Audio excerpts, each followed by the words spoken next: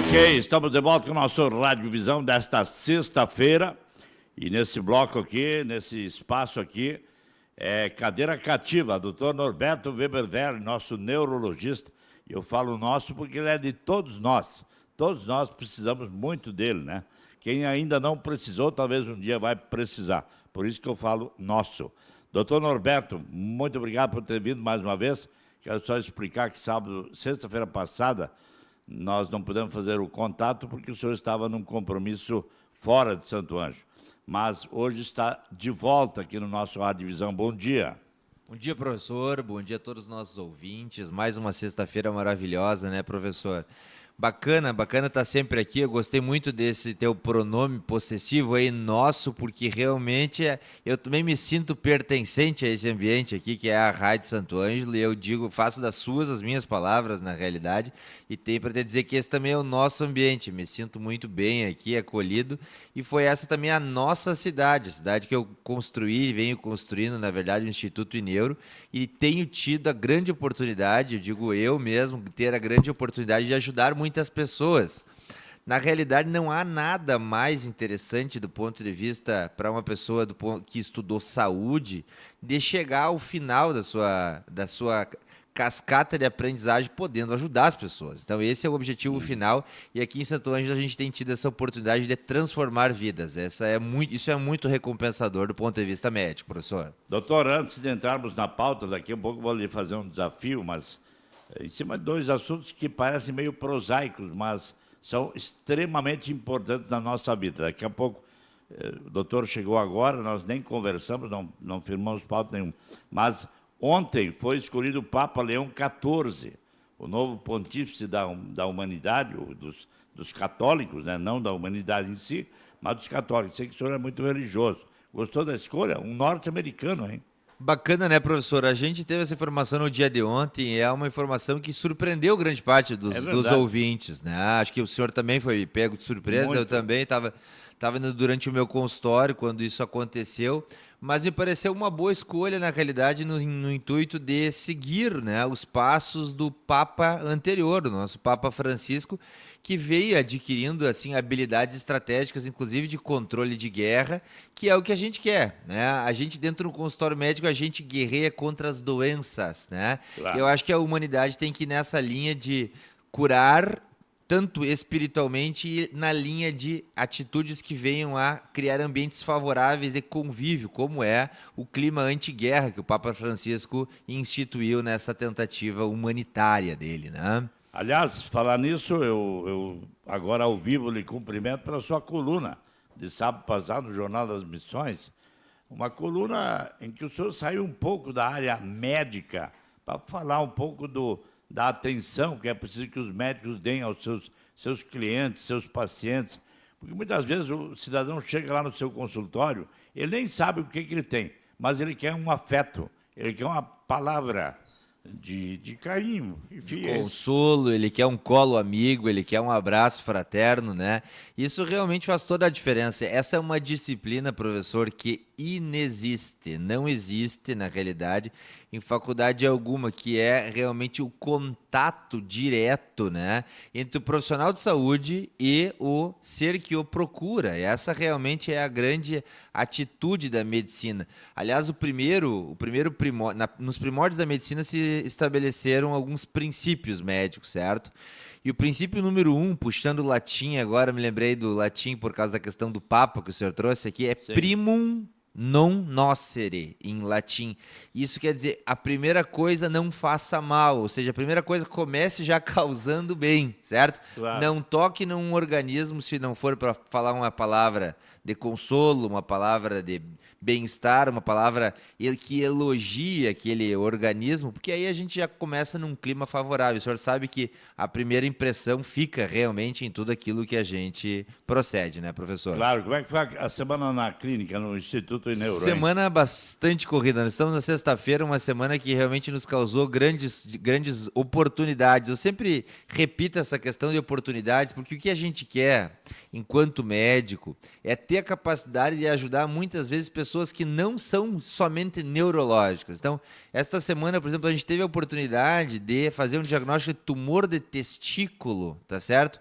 o que é muito distante, né, de um cérebro, certo? Dista Claro, mais de um claro. metro do cérebro, né? Mas porque muitas vezes o paciente se queixava e ninguém queria examinar esse paciente, né? E aí ele foi ao meu consultório com enxaqueca, tratamos da enxaqueca e disse, doutor, o senhor não se importa, né? De o senhor avaliar aqui, eu tenho uma rendidura, né, num termo leigo dele, digo de maneira alguma, vamos ver o que está acontecendo. Digo, querido, isso não é hérnia, não é rendidura ou hérnia, né? E já logo percebi que era um tumor bastante empedrado, um tumor duro, um tumor aderido. E aí a gente fez a ultrassonografia, confirmou, esse paciente já vai agora para a lista de cirurgia no início da semana. Então, assim, oportunidade de salvar vidas, porque câncer de testículo mata, como grande maciça maioria dos demais tumores. Então, como o senhor bem falou, é importante a gente ter o contato com uma vida e não só com uma doença. A gente não trata de doenças, a gente trata de vidas, né? E a vida é o cérebro, é o coração, é o pulmão, é o rim, é o testículo, é a pele, é um todo, né, professor? Tá certo, doutor, eu não vou dizer desafiar, porque o senhor não recusa desafio, né, nesse período todo. Mas sempre é bem-vindo, vamos ver. O que tu preparou? São doenças, digamos assim, quase que prosaicas no dia a dia do médico, né? Mas não é na visão, muitas vezes, do paciente, do seu cliente. Chama-se colesterol e triglicerídeos. O colesterol, ele é digamos assim, o senhor vai me corrigir, uma doença, digamos, silenciosa. Ela não acusa a não ser por exame, que é para falar o termo bem gaúcho, é uma sujeira que está lá dentro do sangue, você não nota. Perfeito. Você só vai notar quando o pulmão aperta, quando você tiver dor no pulmão, no peito, né?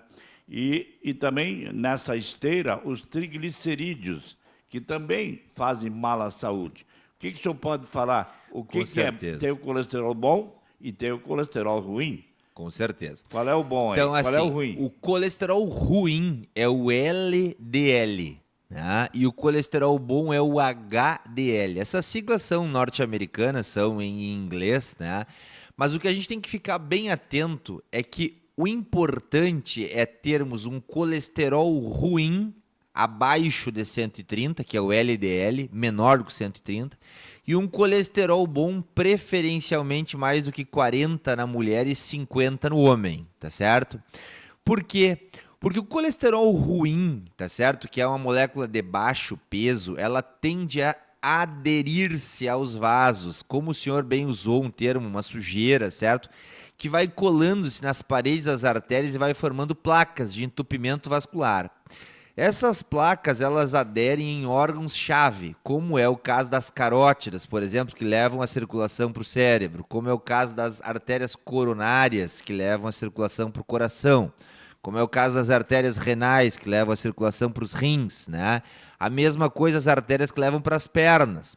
Esse entupimento vascular gera consequências, e o colesterol ruim, dentre todos que o senhor acabou de citar, é o maior vilão, muito mais vilão do que os triglicerídeos, por exemplo, né? É óbvio que a gente tem que estar de olho nisso, e principalmente a população 40 a mais, população que tem mais que 40 anos, fazer exames com periodicidade mínima anual, porque como o senhor bem citou, essas são situações, e a gente pode dizer doenças, cujo nome é dislipidemia, ou seja, alteração dos lipídios do sangue, né? Que são sorrateiras, elas são silenciosas, elas não dão aviso. E o aviso já é a consequência. Infarto, a consequência AVC, a consequência isquemia das pernas, a consequência insuficiência renal crônica e uma hemodiálise aí para levar para a vida toda. Então a gente tem que estar isso muito atento. O colesterol bom, professor, que o senhor citou, ele é um colesterol digno de bom, justamente porque ele faz o efeito contrário do colesterol ruim.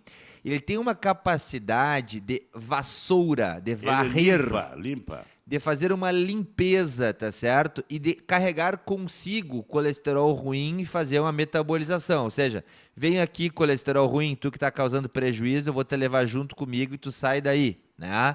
tem essa capacidade, é por isso que a gente tem que ter bons níveis de colesterol bom.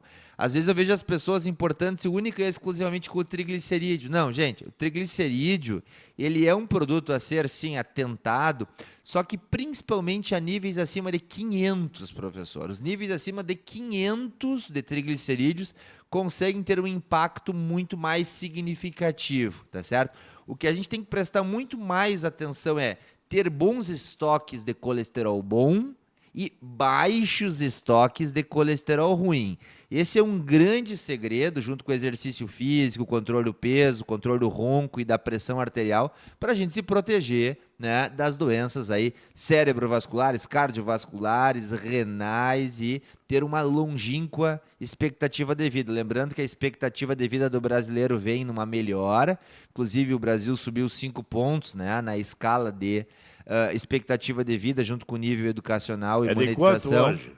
Hoje ela está ao redor de 77 anos, 74 para o homem e 81 para a mulher. Então Mas continua muito baixo ainda, doutor. continua tendo, sim, né, uma expectativa de vida baixa comparado a nações muito desenvolvidas, como é o caso, por exemplo, da Noruega, né, da Dinamarca, os países nórdicos, mas lembrando que os Estados Unidos não estão muito diferente de nós. Lá é pelo grande índice de obesidade, né? Os Estados Unidos não têm a melhor expectativa do mundo.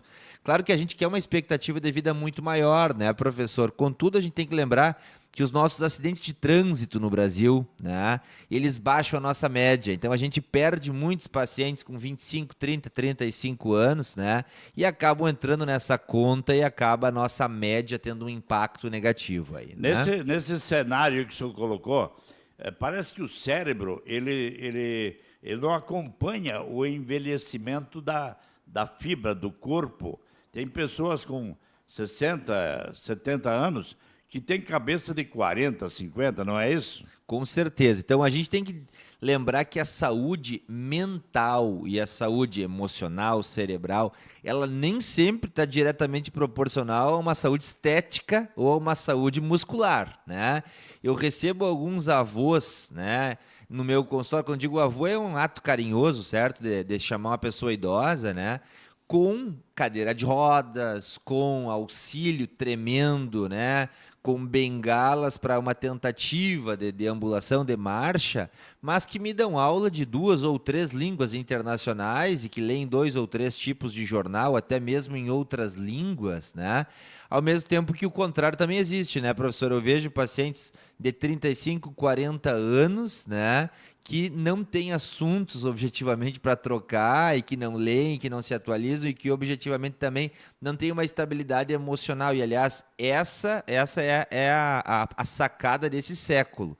A saúde mental, eu tenho reforçado, e a saúde emocional tem dominado e somente vai ter duração no mercado comercial, no mercado social, no mercado familiar, aquele que souber lidar muito bem com a saúde emocional nesse mundo de densa tecnologia, né, professor? Doutor, como se proteger do colesterol ruim?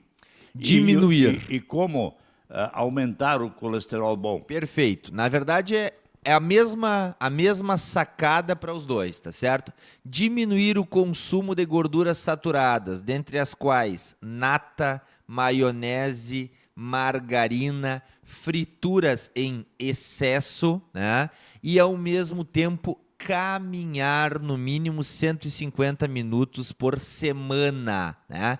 Então, estas duas dicas, gente, conseguem fazer um equilíbrio muito bacana entre os dois tipos de colesterol. Vale para os dois isso. A gente aumenta o colesterol bom e diminui o colesterol ruim, retirando alimentos ricamente saturados de gordura, dentre os quais, repetindo novamente, nata, maionese, margarina, frituras em geral e controlando o peso. Caso, mesmo assim, a gente ainda tenha cifras acima das que a gente pretende, né, de colesterol ruim, a gente tem que entrar com medicação, porque a doença mata mesmo. Farináceos, pão, cuca com salame, isso é bom, mas é ruim ao mesmo tempo. É muito delicioso, né? Eu preparo lá fora na fazenda e também sou um consumidor de comprados, tá certo? A gente sabe que a gente também ingere, mas tudo é moderação, né, professor? Com relação ao que o senhor citou, farinhas, cucas, bolos, bolachas, essa tem um impacto muito maior na glicose, porque é um carboidrato. Contudo, quando o nosso fígado ele está cansado, junto com o pâncreas, de metabolizar, de queimar essas calorias provindas dos carboidratos, existe uma síntese complementar de triglicerídeos e colesterol. Então, tem um impacto também, o senhor tem uma íntima razão. Lembrando que o principal são as gorduras e frituras, mas um consumo excessivo de carboidratos, e o professor citou então pão, bolo, batata, mandioca, massa, arroz e todos os demais farináceos têm um impacto. Lembrando que o salame, né, gente, ele tem bastante impacto justamente porque tem bastante toucinho, gordura, né? Não que a gente não possa comer, aliás, eu estou dizendo aqui prova viva. Eu tenho um colesterol bom normal, um colesterol ruim normal sem remédios e ingiro também, como salame, né? Mas tudo é uma questão de moderação. Comer certo? um pastel de vez em quando faz mal, não? De maneira alguma, tudo é moderação, gente. A gente pode comer sem dúvida alguma. A gente só tem que entender que moderar Não é pode a ser palavra todo de dia. guerra. Não pode ser todos os dias, não pode ser com excesso de gordura, não pode ser com excesso de densidade de carne moída com muito toucinho, porque a gente sabe que a carne moída também tem um pouco de gordura junto, né? Então, uma carne pura, uma massa mais caseira, um pastel que é seco da gordura depois, a gente tem um sucesso e pode tocar ficha. A vida é feita de prazeres, inclusive alimentares, né, professor? É porque todos os médicos proíbem tudo que é bom, né? Mas o problema é a vida real é diferente disso, certo? É verdade. E estamos aqui Não para tô- falar não da vida tô real. Não estou lhe acusando de nada, viu? Não, imagina. Mas os médicos, claro, querendo proteger a vida da gente, né? Então você sempre diz, a gente diz lá em Boa Vista Buricá, tudo que é bom é proibido, né? Então, tá certo. Doutor Norberto, foi mais uma aula. Muito obrigado, viu? Eu que agradeço essa oportunidade de estar junto com vocês aqui em mais uma sexta-feira gloriosa e que venham muitas pela frente, né, professor? Um grande final de semana a todos vocês. Um abraço aí ao Edinho, que está nos dando suporte aqui, e também ao Lucas, assistente do Edinho. Que bacana. Um abraço, queridos. Deus abençoe a todos nós. Tá bom, então. Doutor Norberto, muito obrigado por ter vindo mais uma vez e um bom final de semana para o amigo, tá ok? Ok. Nós vamos a um rápido intervalo e já voltamos daqui a pouco no nosso Rádio Visão. Já voltamos.